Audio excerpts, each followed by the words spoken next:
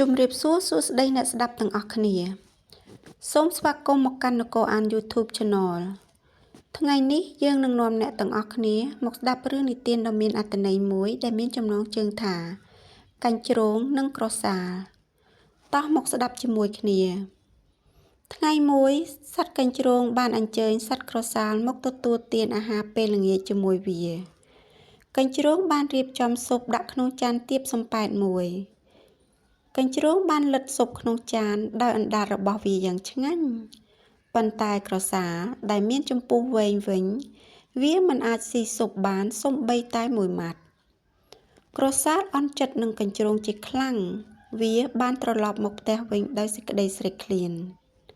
2-3ថ្ងៃក្រោយមក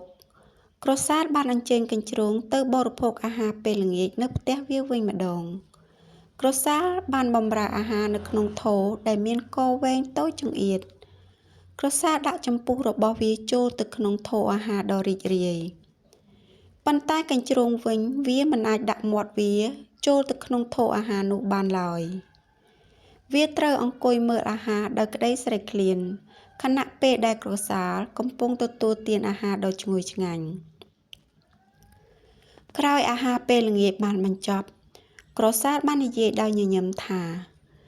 វាយុត្តិធម៌ណាស់សម្រាប់មិត្តដូចឯងថ្ងៃមុនឯងបានប្រើវិធីនេះមកលើខ្ញុំហើយខ្ញុំក៏បានធ្វើដូចគ្នាចំពោះឯងវិញយ៉ាងម៉េចដែរពេញចិត្តទេកញ្ជ្រោងសម្លាញ់កញ្ជ្រោងមិនតបអ្វីមួយម៉ាត់សោះវាត្រឡប់មកផ្ទះវិញដោយក្តីអាម៉ាស់បំផុត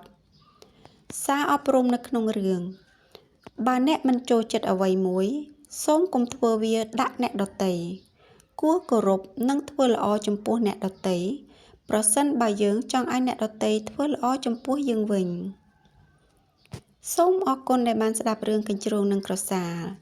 កុំភ្លេច Subscribe Like និង Share ដើម្បីទទួលបានរឿងថ្មីៗទៀតជួបគ្នារឿងក្រោយអរគុណជម្រាបលាបាយបាយ